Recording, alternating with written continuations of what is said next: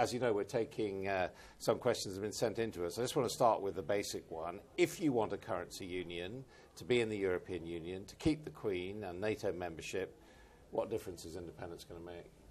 Well, we control our own finances, and that is the heart of economics and the heart of politics. We control dozens of other things as well, in terms of energy policy, in terms of regulation, access to Scotland's resources, in terms of allowing us to halt the process by which the poor and disadvantaged and the disabled are being penalised at the present moment, create a more prosperous country and a fairer society. It seems like a pretty high ambition and worthwhile becoming independent to achieve. It's not just about grander jobs for politicians. Well, I'll tell you, this campaign isn't about politicians at all. This campaign is about people. I've never experienced or witnessed anything like this campaign. And at the end of this campaign, I would say that it's quite conclusively not about political parties or any politician, myself included. This is about the most democratic, energising and empowering campaign that's certainly been witnessed in Scotland, and I would suspect in Western Europe. This is a fantastic thing that's going on in Scotland. You do want to keep the pound come hell or high water?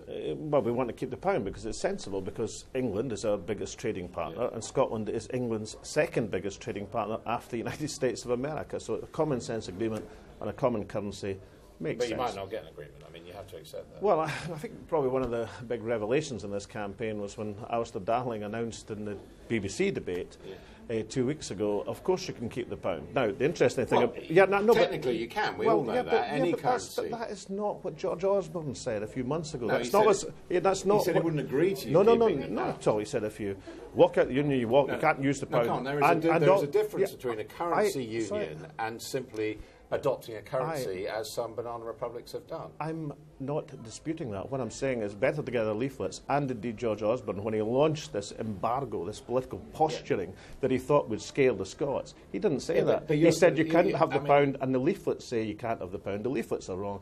Too late to withdraw them now, but they haven't done them any good. You can't have the pound by agreement. Perhaps he should have added that. Well, it may be, well, he didn't add that, and there will be. You do accept that is the situation that's been clarified. There will be an agreement. There will be a common sense agreement for a common currency, but it is quite interesting. The Bank of England or any of the party leaders or the Chancellor of the Exchequer say. They said no agreement. I beg your pardon. The Governor of the Bank of England has said no such thing. On the contrary, the Governor of the Bank of England says he'll implement whatever is agreed, and he set out some very substantial terms to do it. But look, for folk watching and listening, you know, a common sense agreement, a common currency is our policy. But it's quite interesting to know that all this stuff about being able to be vetoed from having the pound actually isn't true. Nobody can stop us using the pound. You can be vetoed from having a currency union. In those circumstances, you're saying you'll resile on your international debt obligations. Well, there's no resile on international debt, as you should know. The 13th of January, the Treasury notice to markets, the contractual obligation lies with the Treasury, quote, under all constitutional circumstances. You can't default on a debt that's not yours in the first place. But let's be clear, if you don't get a currency union, an official currency union,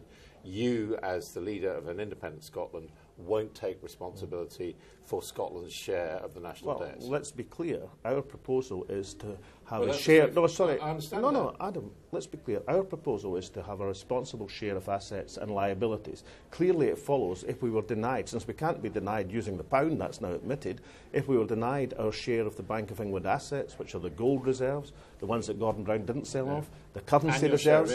Hold on a second. And 27% of the gilts issued by the Treasury held by the Bank of England. If we didn't get a share of these assets, then quite clearly we'd have no moral obligation to take a share of the enormous debt, the liabilities that Alistair Darling and George Osborne have built up over the last few years. So you would use the pound without agreement, and you wouldn't shoulder that share of debts? No, we're putting forward a proposal for a common sense agreement.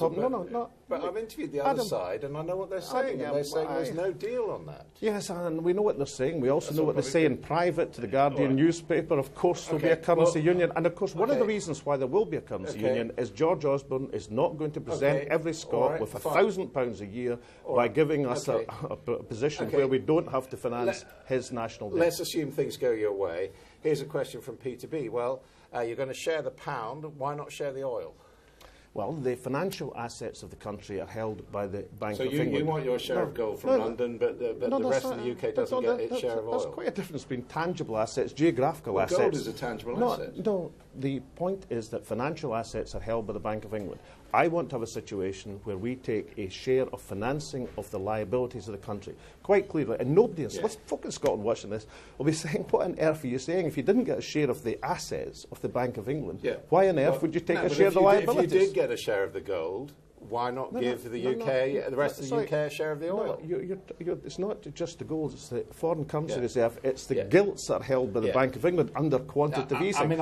I'm saying there's a difference between geographical and tangible assets under international law and financial assets that are held by the Bank of England. I do have to say,